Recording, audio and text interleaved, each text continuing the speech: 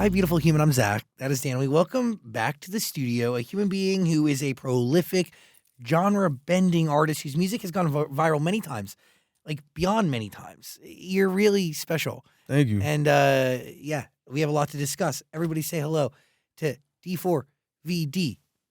d4vd. David. I love that. I love that. How many ways have you heard people pronounce your name over the years? d4vd, dv4d, d4vd. But it is David. Right? Dave. It is David. Like, yeah, it is David. It's but I'm kind of owning the d4vd thing now.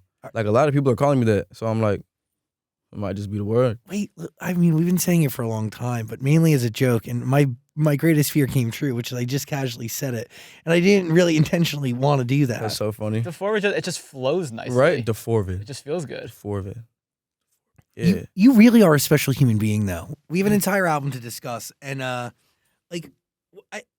you withered, man? Like, what's up? You know, like, that's where I'm at. That's where I'm at right now. Genuinely? Returning, well, figuratively, spiritually, that's like, I want to dive into this album as my entire aesthetic and my entire being is like withered. My entire being. What does it mean to be withered? So the entire aesthetic of this project is returning to the dust. A rose grows from the dirt and then it also decays back into the dirt. So with this project, the way I made it, the way I'm talking about the themes on this project, the way I'm talking about my emotions and my feelings, it's all returning to the dirt with this. It's like a entire life cycle. You know? In a life cycle that connects to the other EPs, possibly Petals to Thorns, and then the Lost Petals. Yep. It's all a through line. So basically, with Petals to Thorns, I view that as my introduction. That was my debut, you know.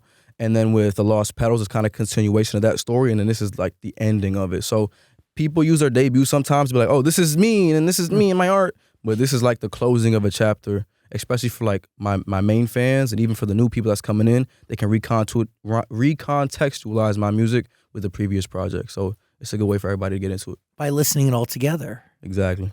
Okay, so let's go through what that life cycle means. So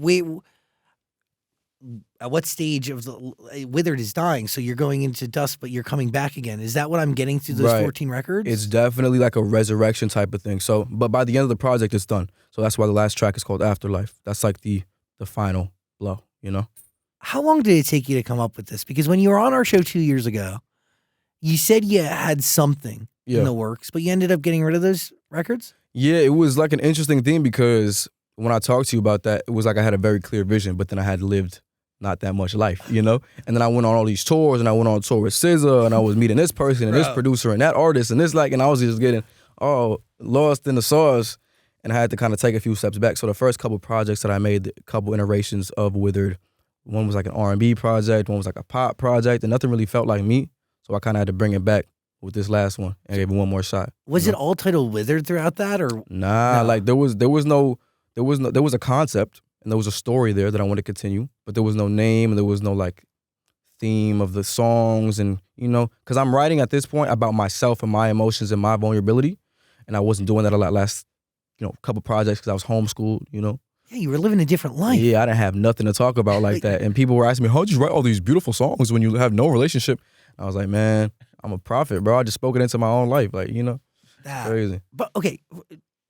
Happy 20th birthday. Thank you. You literally the other day. Yeah. Like you just turned 20. You're technically out of teen years, but you're still like a kid. Yeah, literally, man. I'll be going to arcades. I'll be going to Chuck E. Cheese. You know what I'm saying?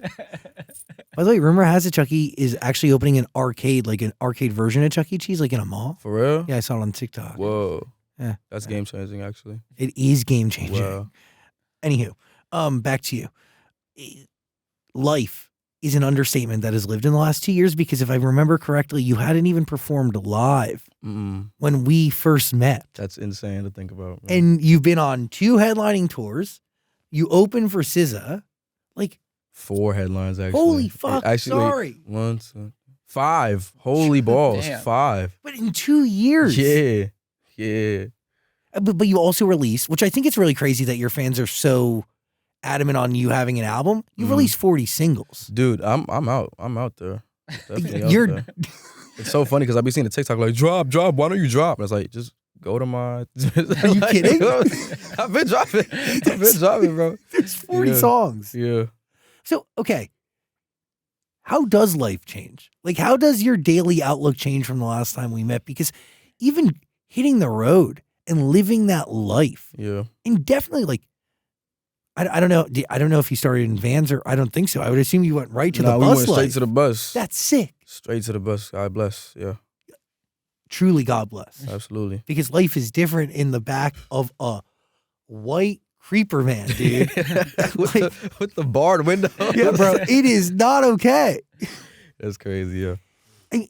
Can you explain how your daily outlook and like just the way you perceive life now changes from that experience? I mean, it's definitely very, very euphoric, and it doesn't feel real to be like, you know, on tour and to have such an ability to travel like that, you know, and to be able to see the fans in face to face in real time and be able to feel that emotion and that connection to them. It's just like you don't believe it, and it's so hard to process that. Like that to me is bigger than, you know, getting a viral song. Like you really have people sitting in this room that bought tickets to your show that's really screaming every word. Like that's insane. Like, think about that as like an internet kid, Right. like somebody who spends so much time playing video games behind a screen. Yeah. Like all these people that, yeah, they exist in this digital universe now exist In real life. Yeah, like, in that's front of you. crazy, bro. Like you're supposed to be a comment. Like you're a comment, bro. You're a like. That's crazy. You're really like real. It's so fire. I love them so much. Yeah. It's amazing. So cool. So, does it change the way you make art? Yes, obviously, it's how we got to Withered, right? Yeah, man. Yeah, definitely. I mean, like in the process of, you know, getting outside my house and exploring the world and finding friends, losing friends, finding relationships, losing relationships. It's just everything has kind of been shaping and leading up to this project in such a domino effect way, you know? Like just living life and it Yeah. feeling. This album is my life. Like Withered is my life. Petals of Thorns and Lost Petals are what I wanted my life to be, and then Withered is my life. Ooh. Yeah. So where do they align at all? They do indeed, because like I said, I kind of felt like it was a prophetic thing that I was speaking about heartbreak and love and all these things I had never experienced before, but then I actually experienced them, and it's like, yo, I really said this about myself 2 years ago. It's happening. But is it what you really expected? It's weird because I have such a weird view and take on situations like that because I'm always looking for writing material in these types of things. So instead of taking it to the chin, being like, oh my God, like I'm heartbroken, like I go straight to my phone or BandLab, go straight to the studio and write about it. I never actually like fully process situations like that because I'm always expecting it to happen, and then as soon as it happens, I'm writing about it. So you're expecting. Let's break that down. Yeah. Because I understand, like, going immediately to art, like, is a means of coping. yeah, basically, yeah. But you saying expecting it, meaning like you get into a friendship expecting it to end in a devastating, tragic, sad way, so it can inspire art. But are you manifesting that in a certain I degree? don't know. I hope I'm not. I really hope I'm not, because it feels that way. Because like I look back to old songs like "Life's a Dream" and all these songs I wrote in my closet or my sister's closet in 2022, when I'm looking at my life in the past 8 to 9 months, and I'm like, whoa, like, bro, these songs are soundtracking my life. So I hope I'm not involuntarily doing that, but it might be that way. Not gonna lie. Interesting. I gotta say, your family's so cool. I know, right? Your mom is the reason you like. Your mom is amazing. She's the GOAT, bro. Like, you just needed music for your video game videos, and like your mom could have like come up with another solution, but she Right. was like, do it yourself. Like, who just goes like figure it out? Shout out to mom. That's my mom. That's fucking awesome. Like, and then your sister, the My closet. sister too. Yeah. So what part of this album was actually recorded in that closet? Because it was recorded between L.A., right? Right. LA, London. Most of it was in London. That's and right. the other half in Houston on my phone. So probably 50-50. So half in London, one song in LA, 2 songs in South Korea and Japan, and then the other half just on my phone. Yeah. What did you do in South Korea and Japan? I was on tour in November last year, right before we were supposed to be like turning in the project. And I wrote "What Are You Waiting For?" and "Where Did It Go Wrong?" Yeah. Are you inspired by your environment? Super. I mean, when I was in Tokyo writing "What Are You Waiting For?", it was just like the city moves so fast and there's so many people. I was smack dab in the middle of Shibuya. Everybody's walking. It felt like I was watching a time lapse, and I needed to like get some energy out of me. And I got sent this beat the morning of, and I was like, yo, this is the one. So I just like, I'm sitting at the window just going crazy on BandLab at the phone, just looking at the environment and just letting it inspire me. It was so beautiful. That's. Yeah. I mean, again, like all of it done mostly on your phone. Mm-hmm. Do you feel like you make better music on your phone? Dude, 100%, 100%. So why even go into a studio environment? I do it for the producers and the collaborators. I love, just keeping and building a rapport with the people that I work with. And I don't want to, I don't want to become a myth. Like, I don't want to oh, that's David. Like, he doesn't ever work with people. He doesn't do sessions. Like, don't, you know what I'm saying? I don't want to be, that guy. I want to be, personable and come into the studio, be welcomed into places and work with people. But then I also take songs back from the studio and re-record them on BandLab. So it still gets that nice workflow. But I do prefer working by myself nowadays. Yeah. And by the way, like producers like Ryan Tedder, and the truth is, like, if you don't go in and like learn with working with these people means you learn. Exactly. Yeah. So you're bettering yourself, right? Right. I mean, Ryan Tedder was definitely still is a big mentor for me, and just like the songwriting process and how to structure songs, because I came into this thing, man, like with Romantic Homicide, there's no hook and things like that. So he's trying to teach me how to keep that magic, but to still, elevate the music. I mean, even Benny Blanco, the first 4 sessions I had with Benny, we were in Aloe at the studio underground, and then I would pull up, I would be like, yo, let's get to work. I'll pop up on the mic. He'd be like, no, you're not doing that. You're not doing that. I'd be like, what you mean? He'd pull out earbuds for me and then tell me to pull out BandLab. He exported the beat from his computer to my phone, and then he'd leave. He'd just leave and say, I'll come back in 45 minutes. Show me what you got. And I was like, okay, for sure, fine. And I recorded the song. He came back in, we jammed to it, and he'd leave for, again, another 45 minutes, make something else. Like, that's just, Benny understood it crazy. But like, what a sign of a great producer, right? That's to understand the person you're working with, and everybody's going to be different. Like, nobody else is going to work in that way. Yeah, he's special, bro. It's so cool. And he adapts to you. That's amazing. Like, so what, okay, can we go through what records? Well, I just want to ask, what is it about recording on your phone that you enjoy so much when you have the access to these other situations now? I don't know. It's like a spiritual thing. I feel like my melodies are so much more unique when I'm by myself and engineering myself and throwing my own compressor on there, throwing my own EQ and knowing how I want my voice to sound, and not having to say, oh, can you run that back? I'm gonna punch in here, I'm gonna punch in there. Like, when I have to talk to someone else while I'm making art, it's almost like it stops me from, it's like a pause in my creative process. Like, I don't like to interrupt myself just to be like, oh, can you play that back real quick? Or I want to add this. I like to record and it's just me, So you do your thing, and then what does Benny do to that record? Or that's all. His post production is insane. So we'll take like a scratch or a loop or just like a small built out beat. He'll take it. He'll give it to me. I'll record on it, and then everything else is just like placing instruments on top of that. Is the record written before you're recording, or are you using? It's all freestyled, man. Really? I don't have a notebook. Like, I see most artists, like, they have a notebook that they carry with them or a journal. Bro, I'll just be freestyling. I was in a green room just now making a song. If y'all want to hear it, I can play it for you. Bro, I was literally just in there just freestyling. Made a whole song. Wait, so like is it mumble, or do you? Straight lyrics, bro. So we hear it. You want to hear it? Now? Say less. Say less. Which camera should I point this to? This called What Did I Do? This like literally 10 minutes ago. That's crazy. In the green room, bro. I'm gonna show you the stems too. Oh, can you hold it to the mic? It's right on my iPhone mic too.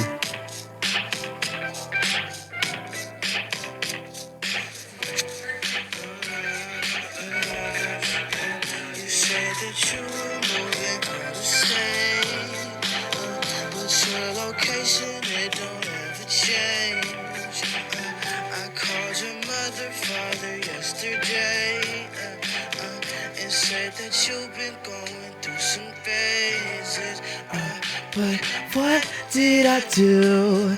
What did I do for you? I love this song. I just be working, bro. What the fuck? I just incredible. be working, bro. I be working. Wait, I feel understood by those lyrics. Yeah. That's crazy. So inspiration hit when you walked into the building and or just like something popped in Bro, your head, like, I was in a parking lot walking up, and I'm using the elevator, and I got sent a beat. Like, every time I get sent a beat, it's just up, bro. It's just up. So you get the beat and you think what? Like, do you immediately have ideas? Do you listen to it more than once? Like, Like, if I show you, all right, so I can literally pull a beat that I never listened to right now, and I can make a song right here. Where do you think those lyrics have come from now, listening back to it? Do you know? I feel like this is some real, like, this is basically me talking to myself, because in the second verse I talk about like going on tour and stuff like that. Like, I'm moving out of state, going through some phases. Talked to my mother, father yesterday, like my family dynamic and stuff. I pull from my own life for inspiration too. Is it like an internal dialogue almost? For sure. It's like the voice in my head. Like if I have a situation that I've gone through, I can repurpose that and act like it's somebody else. So some of my relationship songs is like me talking to me with like, what's an example? Say It Back on the album. It's basically me not reciprocating self-love. And I'm kind of spoiling it. I wanted to say that, but like the zachsang exclusive, that Say It Back is like me talking to myself and not reciprocating self-love and how I feel about my own feelings and understanding myself. And, it's like the internal introspective stuff, That's. Do you realize what you're writing about when you're writing, or does it only happen it literally clicks like a day after. So I'll finish a song and I try to not listen to it after I'm finished and then wait a day so I can comprehend what I'm talking about. Yeah. That's how you process. Exactly. Fresh ears, they call it. Fresh ears. By the way, this is going to come out after the album, so you can say, I can say whatever I want. Hey, Yeah. say less. Say less. Yeah, you just got more comfortable. Yeah, like I thought I was older. Like, so, did I just leak that? Can we talk about like the interludes and like even the Yes. verbal exchanges, because they really do punctuate the album, and like there's some exchanges between you and a female.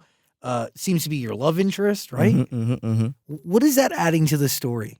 It's a whole different layer of depth for an album. I feel like, especially for me, when I'm having dialogue now and things that add to the story. I'm talking about the invisible string theory, which is a common theme and one of the most the motifs for the project.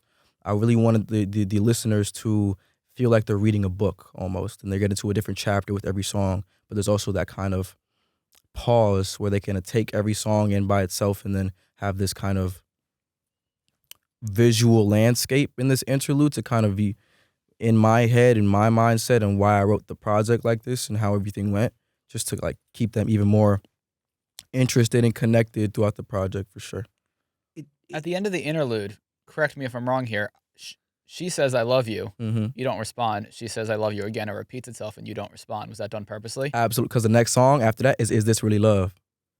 Uh-huh. So it's kind of like a lead into that kind of a transition type thing, I believe the last time you were here, didn't you say you never experienced love or hadn't been in love? You didn't. Yeah, and believe so? I wasn't in a relationship then. Nah.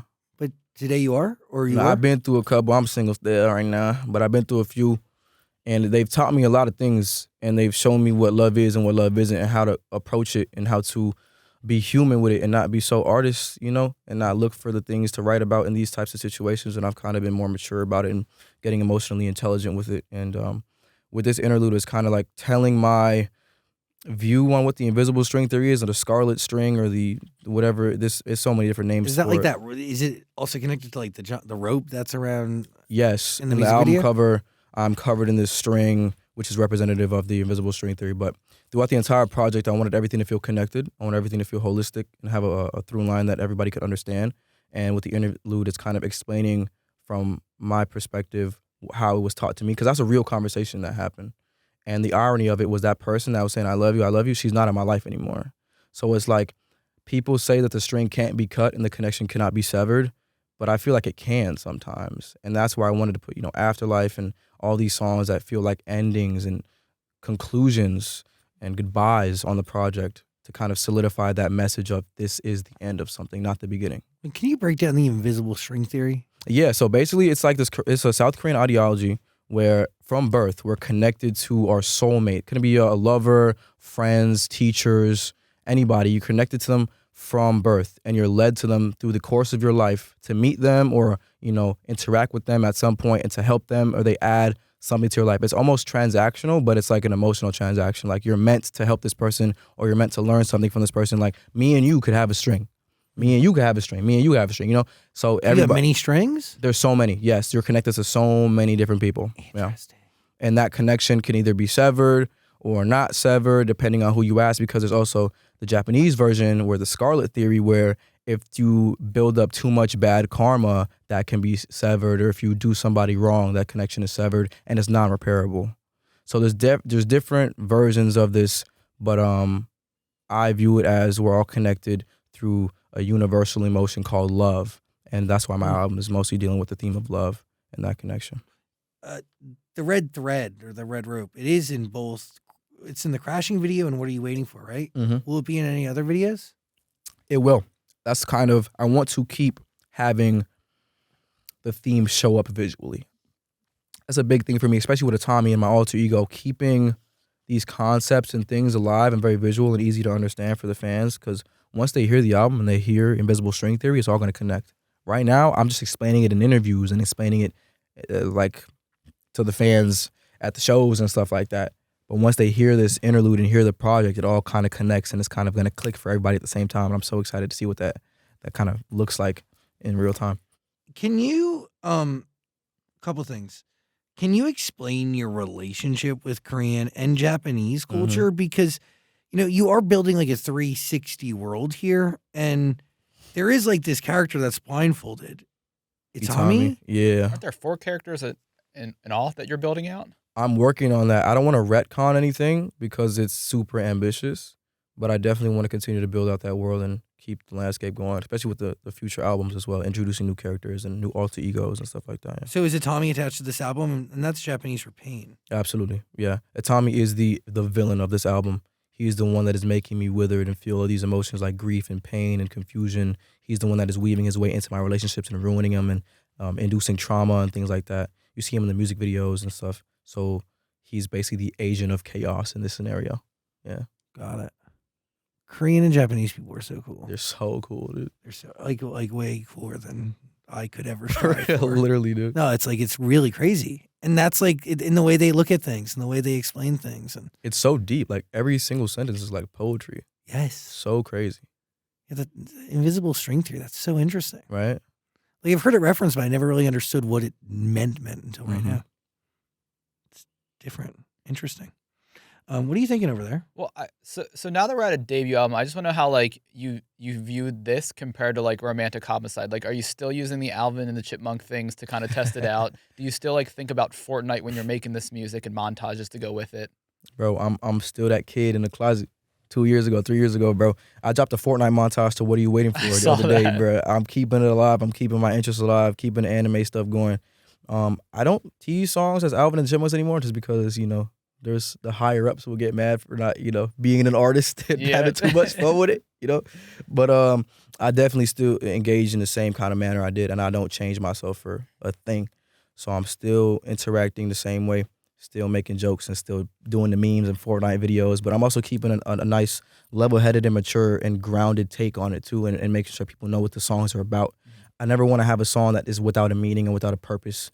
Especially for my audience and the people that love my music and is helping them in their daily lives. I want them to still be able to connect to a song or an album or a project or even a snippet with the view of, oh, this is going to be a really good song. And it's not just the sound on TikTok. It's not just this. It's not just that.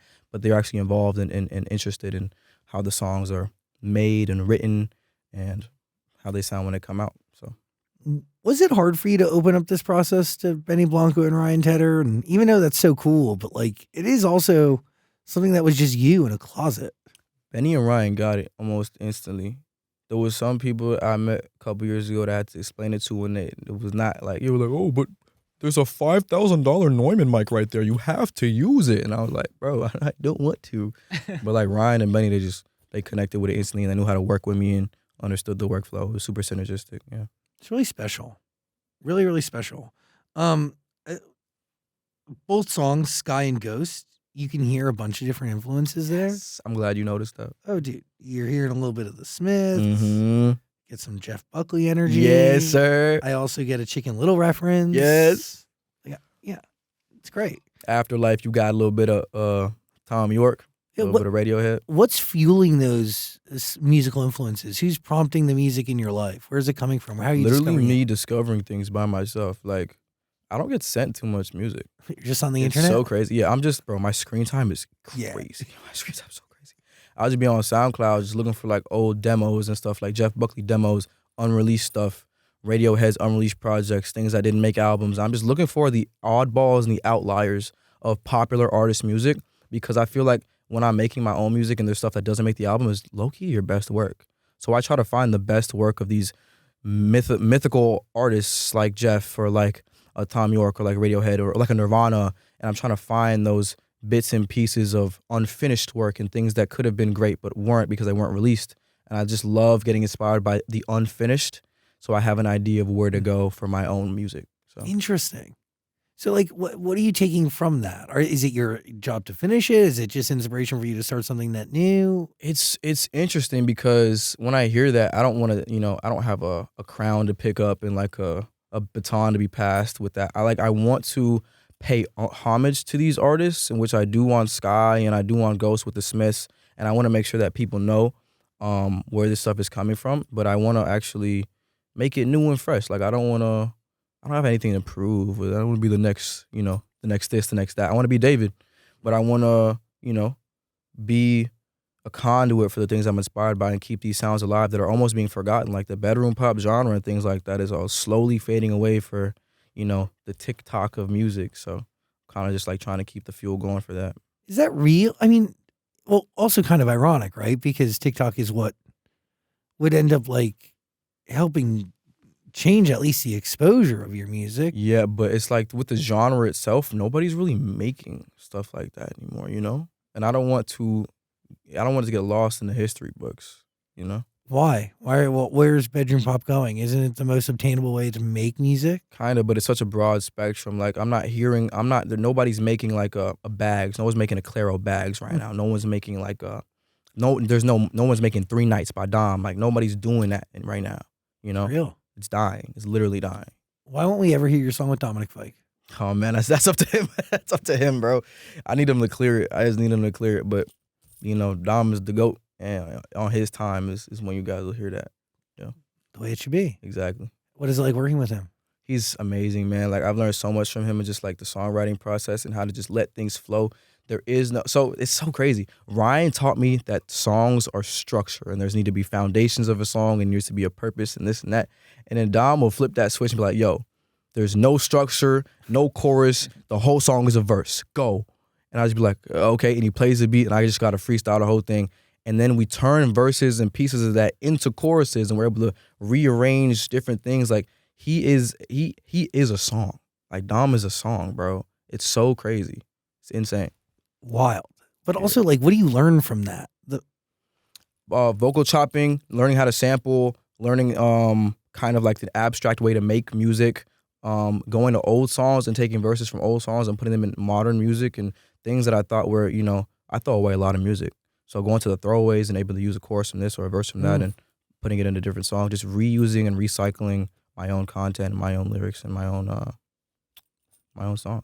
Feel It's a great song. How'd you get involved with Invincible? Dude, oh my gosh, I love telling the story. So basically, I met with Gabe, the supervisor for the show, music supervisor, and I've been a fan of the comics and stuff for so long, and the show for so long, and I was like, dude, this is gonna be so fire. What are we doing? What's the scene? Then I want to know everything, and then I was able to sit down and kind of see the previs for the Mark and Amber flying through the city on their little date, and I was like, okay, bet this is hard. Can I take the scene home? And they're like, no.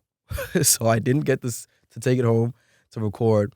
And they wanted kind of a vibe that felt like they were flying, something very lightweight and very uplifting and very like positive, This is a date, like they're super happy. So I went back, I got the scene in my mind. I can't share it. I have no file to take home. So I went into the studio the next day with my homies, Noah Eler, Gray Toomey, and Sam Homey. And I'm just describing the scene to them in detail. I'm like, yo, Mark flew here and past this building, and then his hand touched the water and this, that.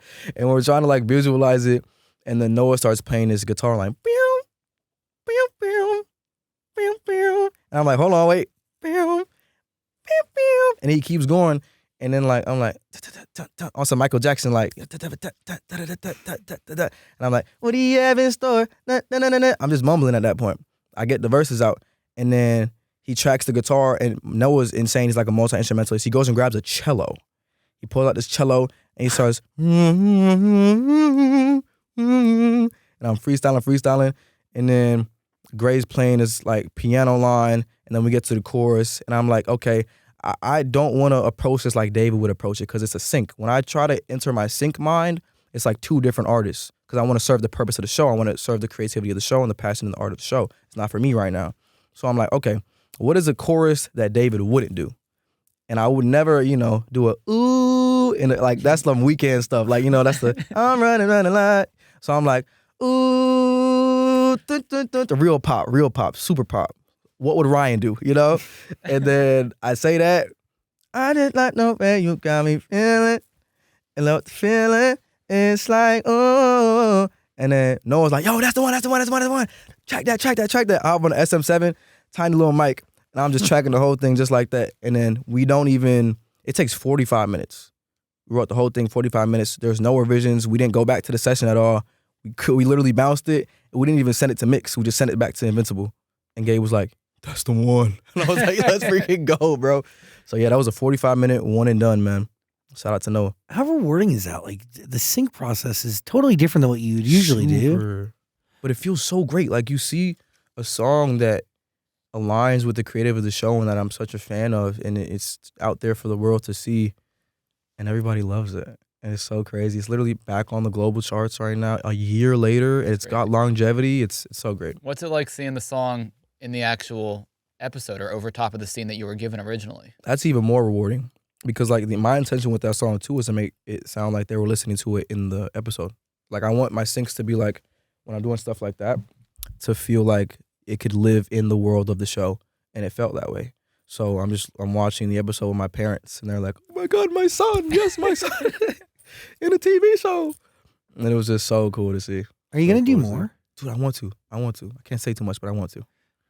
Isn't this crazy that all of this started? And like, can you just give a quick rundown? Like, this started literally with you making music, and a lot of it being covers sped up to sound like a chipmunk, and like making music over video games. Like, this was super DIY. Super. And genuinely just you. Yeah. Doing it with the intention of, did you have the intention of people hearing it? Dude, nah. I mean, like, the thing is, too, is the first song I put in the montage, I didn't even credit myself. And I noticed people liked the song. So the next montage I did with you and I was like, first Fortnite artist to use his own song in a montage, and I put the SoundCloud link in the description for the first time. And I go on Twitter the next day, everybody's using my song. I was like, yo, what? It might have been because it was royalty free. You could make money off your video if you use my song, but people actually liked it. I was getting positive comments like, yo, this is hard, this is fire, keep going. We want more songs from David. And I was like, okay. So I kept doing it. And then it kind of just became this thing where the music was getting more popular than the Fortnite videos. My SoundCloud numbers surpassed my Fortnite videos numbers. Crazy. And it was out of here, bro. Had you played an instrument before your mom was like, you should make your own music for your video game? Okay, so about my mom, it may seem like it was like a one-time thing, but she's been trying to get me into music for so long, man. She put me into piano lessons when I was 7, and then I quit that after a week. She was like, okay, I'm not going to pay for it if you don't like it. Quit that. She put me in a church choir when I was 8. Quit that. And then I was in middle school band. When I was in 7th grade, I played the flute. I can still play the flute really good. And I quit that because I got homeschooled. I didn't quit, but I got homeschooled, so I couldn't play it anymore. And then after that, it was just like years and years of no music until I was about to graduate high school, doing the Fortnite stuff, and boom, there it is. What do you think your mom saw in you that maybe you didn't see in yourself? I don't know. She's always been an empowerment, like she always empowered like DIY, self-thinking, self-sufficiency, do-it-yourself type of vibe. And she always wanted us to be creative. Like my little brother had like an animation phase for a long time. He was like animating his own projects and making arms move and drawing stuff. And so she bought him an animation tablet and was like, okay, you're going to do that, but what is David going to do? David doesn't have a passion yet. What is he going to do? It's not Fortnite. Which I was at the time, it was just Fortnite. That's all I wanted to do. But then, you know, she's always been this person that's wanted us to be very, very intelligent and smart. Everything we played in the house, music-wise, was just Bach, Beethoven, Mozart, gospel music, like classical stuff, instrumentals only. Like we didn't listen to any other music. There was no like, we weren't listening to Lady Gaga and all the popular artists everybody was listening to. We never could listen to that because my parents just wouldn't let us. It was just like straight classical stuff. So in Houston. Fascinating. Yeah. Insane. When did you decide to say, okay, I'm not going to be a professional gamer. Let me pursue music full time? Do you remember that moment where you're like, this is probably going to work out better than my original goal? That moment happened the day I made Romantic Homicide, I think. Because right after the Fortnite stuff was going on, I moved to TikTok and started doing the covers because I started out as the meme thing. And then I made Romantic Homicide, and it was so different than everything else I had made because it was actually sad. It was slow, it was sad, it was emotional, it had weight to it. Most of my other songs, like Take Me to the Sun and The Dirty Secrets before that, and You and I, they're all like these indie up-tempo records that you could just like do whatever to. And I played it for my mom. And whenever my mom hates something, I know it's cool. Like when I used to get up and get dressed for school in the morning, I put on this cool fit. She would like, take that off, put on a suit or something like that, you know? I knew it was cool if she hated it. I played it for her in the car, and she was like, David, this song is too violent. You're talking about killing people in your music? No, not my son. And I was like, wait, I might be onto something, bro. So I dropped it right after that. And it went crazy. TikTok, viral, 1 million views overnight. I was like, oh yeah, we cooking, boy. We cooking, boy. So right at that moment, I was like, my mom has done it again. Because if she said, oh, because I was already skeptical about the song when I made it. Like, I was like, okay, maybe it's just too dark, da-da-da-da-da. I don't know what I'm doing. I held on to it for a minute until I decided to play it for my mom, and she hated it. And that was my cue. That was the you go do it. So after that, it was just like, it was history, man. That's crazy. Yeah. That is, were you sad at the time of making it?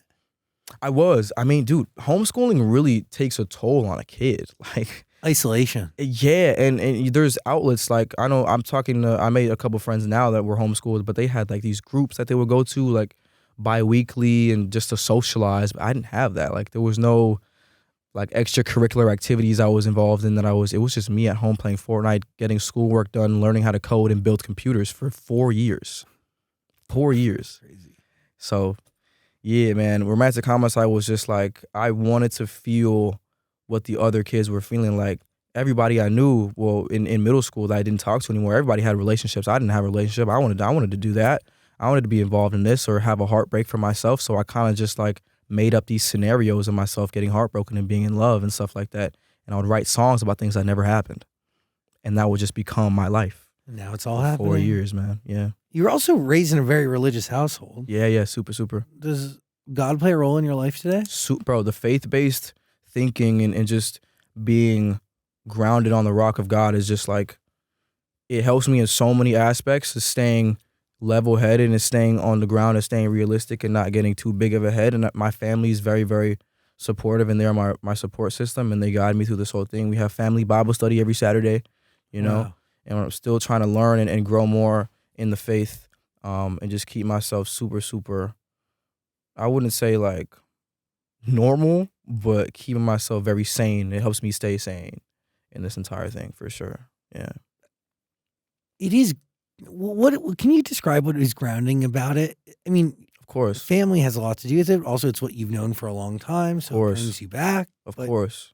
I mean, I tweeted the other day, stay prayed up. Like, prayer is the most important thing. When you have, like, God is my therapist. Well, songwriting is a way for me to express myself.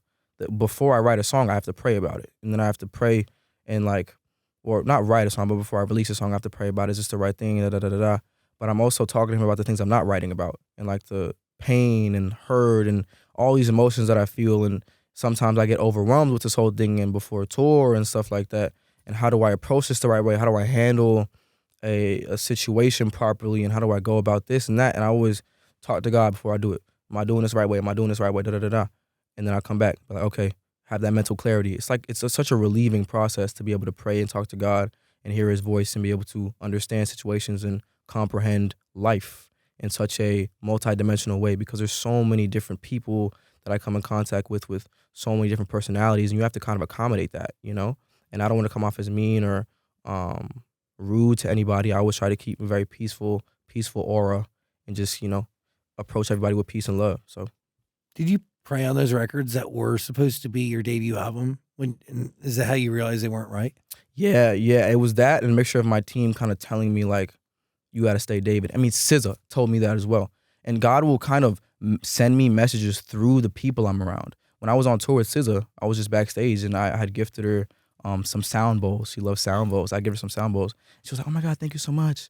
And I asked her, like, how do you do this? I was in awe of her the entire tour. I was like, how did you get to this point? Like, you have this huge team with 10 tour buses and this huge production, and like there's dancers and guitarists doing backflips, and like, how did you get here?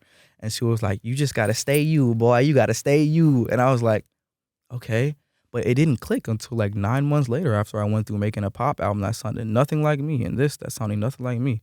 It was just that her voice in my head, and God sending her that message to tell me. It's like it all works together like that. It's so crazy.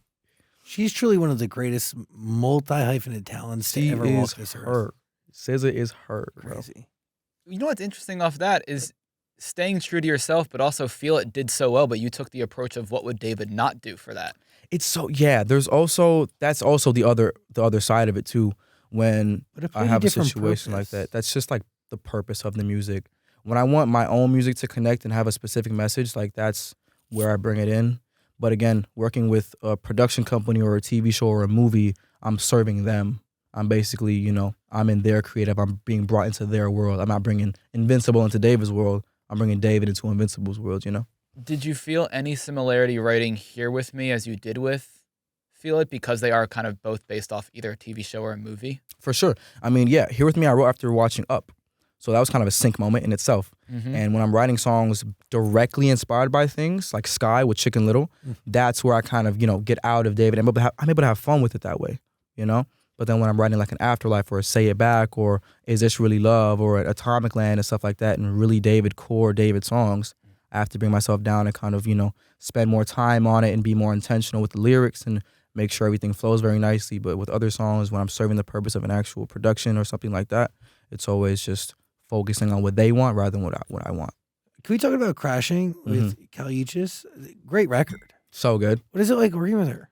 It was insane. Like, we were connected by a mutual A&R of ours, and just watching her work in the studio was mind-blowing to me. She works just like me, and it's very rare to see artists like, especially like just like the sessions that I've done in the past, just go on the mic and go. Because that's what I do. I just get on the mic and go. And she does not need auto-tune. She knows melodies. She's a melody machine. She's so incredible. So what is that like to, like, okay, so what happens in the studio then if you're meeting somebody and working with somebody who works just like you? Are you just going in there with her and kind of freestyling it? Yeah. Or? Basically, we're just going bar for bar. I mean, the first initial studio session was just like the day that we met for the first time. We were working on things for her project and stuff like that. It was less of a collab type of thing. And I was just trying to again, service the purpose of the production. This is another sync moment. When I'm like doing melodies and stuff like that for other people's sessions, it's like I treat it like a sync. What would Callie do in this situation? How do I pull things out of the song or like this take that we can use in a song? But with Crashing, I had written it in Houston by myself, and I thought about her because of the session that we did and how fast she works. And we were on crunch time with this album. Like, it was about to be turn-in time. And I sent it to her. I was like, yo, I just wrote this song at my house. Like, I don't know if you like it, but please tell me if you do. And if you do, please cut it. And she was like, oh my God, honey, I love it. And she literally cut the verse the next day and sent it to me. And the song was literally that. That was it. And I was like, this is what I needed. Something that works really quick and efficient, able to kind of piggyback off my melodies and be able to make the song feel complete in a way. And that was Callie Uchis. Can we talk about your facial piercings? Dude, How they many were you an got? era. They're gone now. They're an era? I kept one on my nose. But yeah, my mom hated them. But isn't that how you know it's good? Yeah. I'm so confused. But I also started to hate them as well. It became an inconvenience to wash my face. It became an inconvenience to sleep on them sometimes. They would just hurt. You had 7 at one point. Yeah. 1, 2, 3, 4, 5, 6, 7, 8, 9. Why? Dude, it looked so cool. Playboy Cardi got them, and I was like, oh, ha, ha. And then I went to the piercing shop, and I got them all done at the same time. Oh my God. I just thugged it out. Dude, it was like You getting stabbed 9 times. Well, because you quite literally got stabbed 9 times. Yeah. Yeah, but like in that moment, what would David do? What? Would he get them? Yeah. Yeah. You go, what would Playboy Cardi do? Because he's done this. Nah, I mean, like, I was making a lot of alternative rock music when I got them, and I felt like a rock star. So I was like, I'm just gonna go full send and be a rock star. And I'm just gonna pierce my face crazy. And I remember I posted the first picture, and everybody thought they were fake. My manager was like, yo, these are fake, right? You have a photo shoot tomorrow. I was like, no. And we did the whole album photo shoot with the piercings in, and everybody on set is just like, bro, what did you do? And I'm just like, hey, it's me now, bro. You're gonna have to deal with it. Like, so the whole album photo, like in the album cover, I had them, but we had to Photoshop them out. I had them at the cover. Really? It was insane, bro. Nobody liked them, bro. Nobody liked them. Do you miss them? I kind of do. Sometimes I wake up and I look at the scars. I still have like a couple scars. I'm like, man, That was the time. Yeah. Short-lived, like 3 months. That 3 much months. pain for 3 months. Three Was months. it worth it? For the pictures, yeah, I got some pretty cool flicks. I got some cool iPhone pics, some Instagram pictures, you know. You could have easily made that fake and nobody would have known. But I had to be authentic, bro. I never fake my way through it. I never fake it till I make it. It's Yeah, you have gotta to be feel real. it. Yeah, feel it. Gotta feel it. By the way, you can listen to all of David's music. It's waiting for you on Amazon Music. Withered's there, the whole thing. Speaking of Feel It and David's albums, you are already like you're on TikTok like teasing another album already. Dude, yes. What? I am. I'm so in the zone. So in the zone. Like maybe a deluxe. I wouldn't call it a second album. I don't want to, put that much pressure on myself. But definitely there's definitely an extension of Withered that comes after it that feels so good, dude. Like this album, intentional themes, intentional messages, and the second half of it is like it feels like a release and a relief kind of period. The healing after the pain. This Withered is like the painful grieving of this era, and then right after that is kind of like the healing process starts. So I'm very, very excited about that. You mentioned Playboy Cardi. Would you guys ever work together? And have you thought about what that sound would even sound like? Dude, that would be the most insane song of all time. Crazy. Nah, we've never worked together. Or I met him once at the Travis Scott concert backstage when he came out last year for Travis. And it was like super, super brief. But Cardi's insane. It's my goat. Knock on that log, man. Never say never. You did you have a notes section of the people you want to work with? Is this Oh, dude, yes. manifestation? Check marks. SZA, you say soon? Soon, bro. Never happened yet. She tells me she wants to get in the studio like at least once every 3 months. And then she's just so busy, it never happens. It will happen. So, New Jeans? oof, soon. Steve Lacy? We have songs. Me and Steve have songs. Yeah, I was in the studio with him a lot last year. But he's like an artist. Like he'll He's just amazing. so fast and so mind is here, mind is there, and like he's hard to capture. He's like a cat chasing the bird in Tom and Jerry, or the mouse in Tom and Jerry. But like, yeah, I love him so much. We have a couple of things we need to finish, but that's just another thing that's up to him to send me the files. Steve, please. I'll finish the songs myself. I have your verse, please. Please. Wait, what do you learn from working with him? How to not care. How to not be precious with music. Like, that's why I was able to kind of just, be super proactive and make songs and know what I don't really feel right now. Like, making what I feel. Steve just makes what he feels. If he doesn't feel it tomorrow, he doesn't feel it. Like, it's just that easy. To be precious with your art is to be precious with your art, but then there's also an aspect of it that's like, I know that I can make something better than this. And it's also self-improvement as well. Steve is the most self-improving artist of all time. He's like, every day is something better. And if he doesn't feel like what he made yesterday is as good as what he made today, today is the priority. Like, that's just how it goes with him. Yeah. It's really special. You can listen to all of this human being's music. It's waiting for you. Everything David has is on Amazon Music. Go.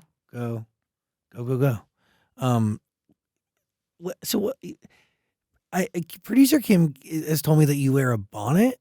Dude, I was gonna wear it today, but I got told not to. Wait, so okay, can you show me a photo? Like, what do you like? I got you, gang. Are you talking about like something like the Pilgrims would wear, or like an Amish person? Whoa, like, oh Lord, I got you.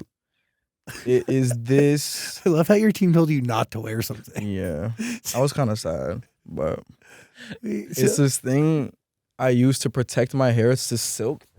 Oh, I've seen this on TikTok. Oh, yeah. Okay. Yeah, so when I braid my hair, I get it all dolled up, but then I have to protect it when I sleep so it doesn't get all frizzy again because I like to blow dry it and use all these products.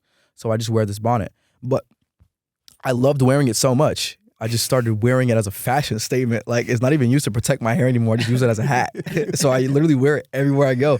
And I was at Disneyland, and I was getting recognized based on the bonnet, bro. Like, people were tapping me on the shoulder, and then I had to turn around and be like, oh my God. Like, people look at me through a crowd and see the bonnet, and they know it's me. It's so crazy. All from the bonnet. All from the bonnet, bro. Damn. And my height. But I deal with it too. Exactly. Like, you know how it is. What is your relationship right now with gaming? Are you still playing? Dude, every day. For like Every 6 day. hours still? Yeah, I got my gaming laptop in my backpack in the green room waiting on me to come finish Assassin's Creed Shadows, bro. Like, bro, I'm on it, dude. What are you pulling any inspiration from that actively? I mean, You know it what? has Yeah. to seep into your life. I've been playing a lot of story games and story-driven games, and a lot of the some songs on the deluxe are based off this game called Life is Strange. Oh. And it's so good. It's like this choice-based game where you kind of follow the life and the friendship of these group of girls, and they go through like this crazy, I don't want to spoil it for anybody, but it's like crazy scenarios. Have you played? You Bro, know it? It's so good, bro. And there's so many songs to be written just off story games. It's so fun. Interesting. Interesting. Because it is like, video games, Wattpad stories, there's inspiration literally everywhere. Yeah. Like what do you say to an artist that feels like they need to live to make music? Honestly, I feel it because you want to be super authentic. Some artists are very particular with the way they make music, and if it didn't happen to them, then it's not a song. But I feel like music is such a universally understood language. Like, you could write about anything, and somebody will understand it. Somebody will connect to it. The first couple songs I wrote weren't even about me.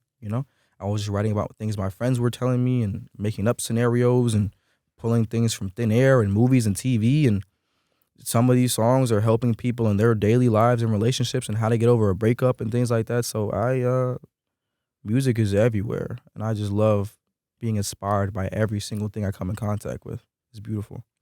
You still do parkour? Dude, yeah. I'm practicing new flips for Coachella. What? New flips. You're gonna flip? I am. Wait, shit. Yeah. Really? flipper. Big flipper. Big Wait, flipper. wait, hold on. Like parkour flips or like a Benson Boone flip? Both. Because I did gymnastics and parkour. So I'm practicing like, I got to see the stage. I want to see the stage so bad because I'm about to be climbing on top of things and flipping off of stuff too. Holy We don't have shit. medics on standby, of course. Wait, I But- need to come see your set. Please. I have never seen you perform. Bro, it's going to be crazy. It's going to be crazy. I will be there. Please. No, genuinely. You will see me. What stage are you on? I think Gobi, Friday, Oh, 6 p.m., 5:30. I don't know when is this coming out? When's the album coming out? April 25th. Oh, so this will come out after. Wait, Yeah. I will be there. Let's go. How exciting. Let's go. Wait, now I'm fine. Like, yeah, I'm very excited. I was waiting for someone to come into my life and be like, oh, I'm now jazzed to see this person at Coachella. Fire. This is it. Let's go. David, very cool. What are you thinking? Well, what made you want to add Pokimane and Jason the Ween in the music video? Oh, Bro, it's another thing to pay homage to, bro. I'm from the Twitch world. I'm from the streaming world. I'm from the internet kid world, YouTubing, all that, dude. Like, shout out to Amazon for partnering up with Twitch and giving me the opportunity to kind of open this door again for myself because I kind of like, music kind of took the forefront and I wasn't able to stream as much as I was used to. But I love Pokimane so much. I was watching her streams years and years ago. she's amazing. So fun to work with, dude. She's amazing. And Jason, I've been a fan of for a minute too. Black Boy Max, FaZe Adapt, all the FaZe Boys, 100 Thieves, like all my streaming buddies. Like, I just love being involved in this community because it's where I came from. So every chance I get to kind of get back into the mix and support and have people interact in the music world, in the streaming world, like I love doing that. What do you think about musicians going to Twitch in a different way today? I love it. I was watching DDG's hit-a-thon So on good. Twitch. Yeah, I was like, this is what it's all about. I watch Lizzo stream. She's amazing. Dude, that's what it's all about, bro. And if it's real, like there's no like a couple years ago, you see like a musician playing a game on Twitch and you'd be like, okay, they're cloud chasing. But now it's like these are real interactive experiences with your favorite artists that you're getting to talk to them in real time with these chat and it's just so cool. It's so cool. If somebody wanted to pick up a video game tomorrow who has never played a video game, what should they start playing? That's a good question. There's a lot of good games out there. I think the most user-friendly video game of all time would be Mario. It's so funny. I was literally thinking that, and they just announced that it's going to come to the Switch, but you can now drive in a larger universe Yes, in it's Mario so fire. Kart. So Mario like Kart World. like GTA essentially. Fucking That's awesome. the one, bro. So The one. cool. But it's $80. The Really? game is The $80. game? Yeah, it comes out on the Nintendo Switch too, and that console is $500, and to buy the game, it's $80. Is 80 too expensive for a game? Dude, yeah, games are supposed to be like $50. Interesting. But what if like maybe they make the case that like this is an ever-growing universe, it's connected to the network, it expands. I'm Like- a nerd, and I geek out about these things, and I do extensive research. And I'm like, okay, so what is the features? What is going on? Like, how is this better than the previous Nintendo Switch? So what are we getting? It's the same thing. Really? It's the same console. The same thing, just with like an upgraded graphics on a 120 hertz screen. But like, the Switch is as good as it gets, and I have that already. So, Wow. I don't really do. Yeah, I don't want to say too much because I love you, Nintendo. I love you so much. But I should so start much. with Mario. But yeah, $80 But still, a newbie should start with Mario Kart or Mario? for sure. Mario Kart or Sonic. Sonic is a great one. Oh, so good. Sonic is also a great one. Classics. All of David's music's waiting for you. Withered, the album, plus those EPs, plus the 40 singles. Like whatever this man has made, it's waiting for you on Amazon Music. Got it all. We're gonna put a link below. You good? Will you ever get this LeBron James feature? Bro, bro. So I've been seeing all the covers and LeBron remixes to my songs. I'm gonna make one today. You're gonna see it on TikTok in a few hours, and I'm hoping I can get it to him. I want him to react to mine specifically. Bro. I'm gonna make one for. I'll make one for Feel It, and see where it goes. Interesting. Yeah. Oh. Maybe by the time this interview comes out, you'll have secured that. Imagine Wow, that'd be so hard, That'd bro. be so sick. But what does that collab mean? Like, what do you need out of LeBron James? Like, is it spoken word? Do you want him to rap? Honestly, if he does an interlude type thing, like an inspirational quote, I need one line. Oh, I would that's just like good. one line from LeBron. Just him saying, "David is the GOAT," and just leave. That's it, bro. Interesting. That's it. You can get Bronny. I need a Taco Tuesday. I need one of them. I need one of them. Something. You're awesome. Thank you, man. You guys are awesome. I appreciate your time and energy always. Of course. Very special. You can knock on that log again for LeBron James. Never say never. Never say never. All the music waiting for you. Link below. You good? Yep. David, everybody. Legendary.